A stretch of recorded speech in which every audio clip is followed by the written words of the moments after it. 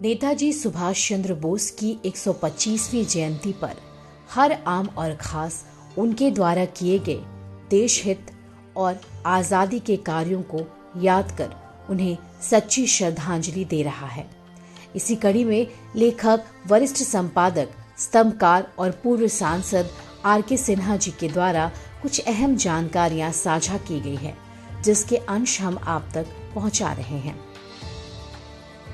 उनके मुताबिक अगर नेताजी सुभाष चंद्र बोस जीवित होते तो पाकिस्तान का सपना कभी हकीकत में बदलता? क्या वे मोहम्मद अली जिन्ना को साम दाम दंड भेद से समझा पाते कि भारत के बंटवारे से किसी को कुछ लाभ नहीं होगा? ये सवाल अपने आप में काल्पनिक होते हुए भी बेहद अहम है। नेताजी सुभाष चंद्र बोस के जीवन काल में ही अखिल भारतीय मुस्लिम लीग ने पाकिस्तान का प्रस्ताव पारित किया था। जिन्ना ने 23 मार्च 1940 को लाहौर की बादशाही मस्जिद के ठीक आगे बने मिंटो पार्क में एक सभा को संबोधित करते हुए अपनी सांप्रदायिक सोच को खुलेआम सबके सामने रख दिया था। जिन्ना ने सम्मेलन में अपने 2 घंटे लंबे बेहद आक्रामक भाषण में हिंदुओं को पानी पी पी कर कोसा था।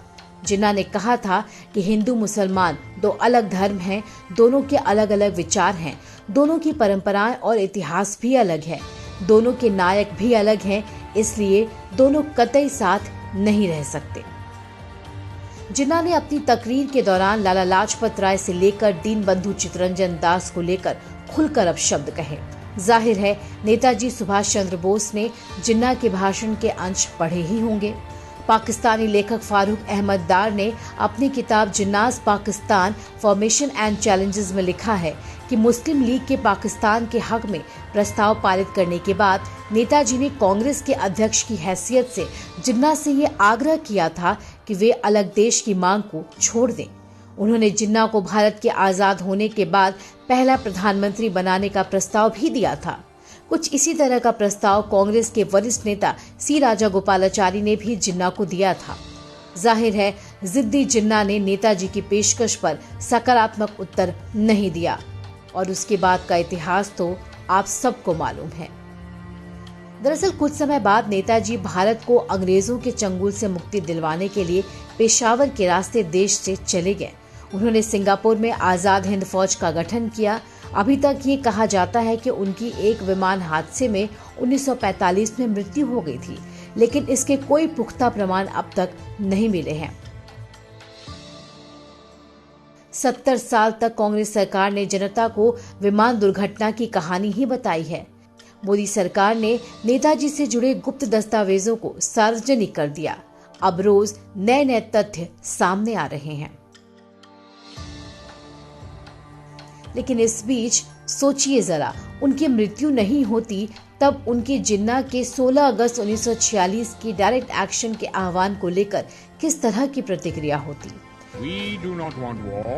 If you want war, we accept your offer unhesitatingly. We will either have a divided India or a destroyed India. जिन्ना ने 16 अगस्त 1946 के लिए डायरेक्ट एक्शन का आह्वान किया था। एक तरह से वो हिंदुओं के खिलाफ दंगों की शुरुआत थी। तब बंगाल में मुस्लिम लीग की सरकार थी। उसने दंगाइयों का खुलकर साथ दिया था।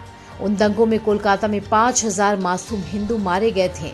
मई 1947 को रावलपिंडी में मुस्लिम लीग के गुंडों ने जमकर हिंदुओं और सिखों को मारा। उनकी संपत्ति और औरतों की इज्जत खुलेआम लूटी। रावलपिंडी में सिख और हिंदू खासे धनी और संपन्न थे। इनकी संपत्ति को निशाना बनाया गया, लेकिन जिन्ना ने कभी उन दंगों को रुकवाने की अपील नहीं की। वे एक बार भी किसी दंगाग्रस्त क्षेत्र में नहीं गए।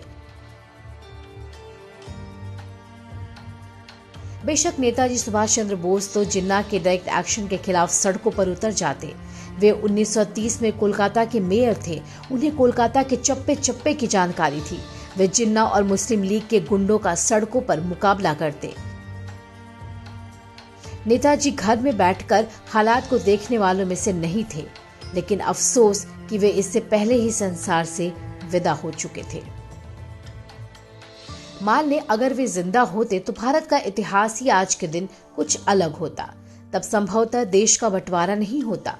उनका मुसलमानों के बीच में भी जबरदस्त असर था। आजाद हिंद सेना में उनके एक अहम साथी शाहनवाज खान थे। उनके अलावा भी आजाद हिंद सेना में मुसलमानों की तादाद बहुत अधिक थी। दरअसल देश के बंटवारे का असर मुख्यतः बंगाल और पंजाब पर ही हुआ। यही दोनों राज्य बटे। बंगाल तो नेताजी का गृह प्रदेश था। इन दोनों राज्यों में मुसलमान और सिख भी उन्हें ही अपना नायक मानते थे।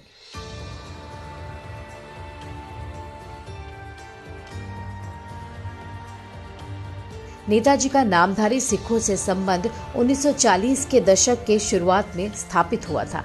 तब नेताजी सुभाष चंद्र बोस थाईलैंड में भारत को अंग्रेजी राज की गुलामी से मुक्ति दिलाने के लिए वहां पर बसे भारतीय समाज के संपर्क में थे।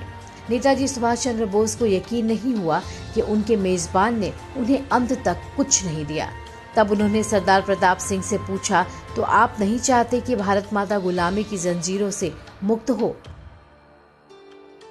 जवाब में सरदार प्रताप सिंह ने विनम्रता से कहा, नेताजी, मैं इंतजार कर रहा था कि एक बार सारे उपस्थित लोग अपनी तरफ से जो देना है दे दे, उसके बाद उसके बराबर की रकम आपको अलग से भेंट करूंगा।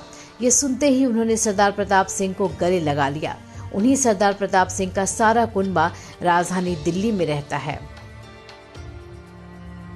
बहरहाल जब देश के बंटने की नौबत आई तो भारत माता का इतना बड़ा सपूत संसार से जा चुका था। अगर सुभाष चंद्र बोस भारत के प्रथम प्रधानमंत्री होते तो वैसी स्थिति में भारत का विभाजन नहीं होता। भारत, पाकिस्तान और बांग्लादेश मिलकर एक देश होता। कश्मीर की समस्या नहीं होती। लेकिन यह हमारा दुर्भाग्य है कि गांधी नेहरू के कुचक्र में फंसकर देश का विभाजन हो गया।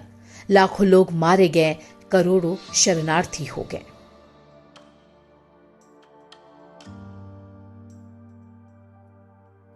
ग्रेटली मीडिया की रिपोर्ट।